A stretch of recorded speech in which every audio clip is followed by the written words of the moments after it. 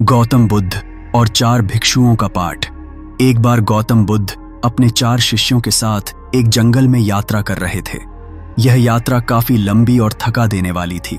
बुद्ध ने शिष्यों को एक पेड़ के नीचे विश्राम करने को कहा। कुछ देर आराम करने के बाद बुद्ध ने शिष्यों को बुलाया और कहा, आज मैं तुम सबको एक महत्वपूर्ण पाठ सिखाना चाहता हूं। शिष्य उत्सुक हो गए। बुद्ध ने चारों शिष्यों को एक एक पात्र कटोरा दिया और कहा, तुम सभी को इस पात्र को साफ करना है और इसे मेरे पास लाना है। ध्यान रहे, इसे इतना साफ करो कि यह पूरी तरह चमक जाए। शिष्य पात्र लेकर अलग अलग दिशा में चले गए। पहला शिष्य नदी के किनारे गया और पात्र को साफ करने लगा। उसने पात्र को बड़ी मेहनत से धोया और चमकाया। वह संतुष्ट होकर बुद्ध के पास लौटा। दूसरा शिष्य जंगल में गया।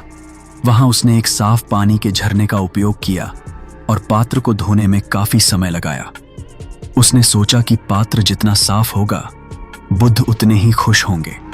वह भी चमचमाता पात्र लेकर लौट आया। तीसरा शिष्य गांव के पास गया। वहां उसने पात्र को साफ तो किया, लेकिन उसे लगा कि इसे ज्यादा साफ करने की जरूरत नहीं। उसने जल्दी जल्दी काम खत्म किया और बुद्ध के पास लौट आया। चौथा शिष्य पात्र को देखकर सोच में पड़ गया। उसने सोचा, पात्र तो पहले से ही साफ है, मुझे इसे क्यों धोना चाहिए। उसने पात्र को वैसा ही रखा और बुद्ध के पास लौट आया। चारों शिष्य जब वापस आए तो उन्होंने बुद्ध को अपने पात्र दिखाए। बुद्ध ने मुस्कुराते हुए कहा, पहले और दूसरे शिष्य ने पात्र को पूरे मन और लगन से साफ किया।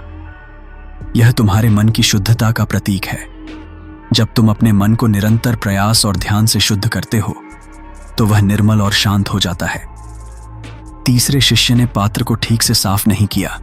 यह दिखाता है कि जब तुम अपने कार्यों में लापरवाही करते हो तो तुम्हारे मन में अशुद्धता बनी रहती है। ऐसे मन से सच्ची शांति नहीं मिलती। चौथे शिष्य ने पात्र को धोने का प्रयास ही नहीं किया। यह दर्शाता है कि यदि तुम आत्मचिंतन और प्रयास नहीं करते तो तुम्हारा मन वैसे ही अशांत और अशुद्ध बना रहेगा। बुद्ध ने आगे कहा, हमारे मन भी इन पात्रों की तरह हैं। यदि हम नियमित ध्यान और प्रयास से अपने मन को शुद्ध नहीं करेंगे तो यह अहंकार, क्रोध और द्वेष से भर जाएगा।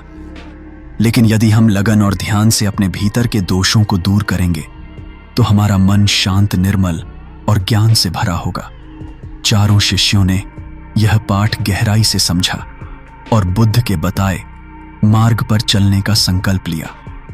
यह कहानी सिखाती है कि अपने मन को शुद्ध और शांत रखने के लिए निरंतर प्रयास और ध्यान आवश्यक है।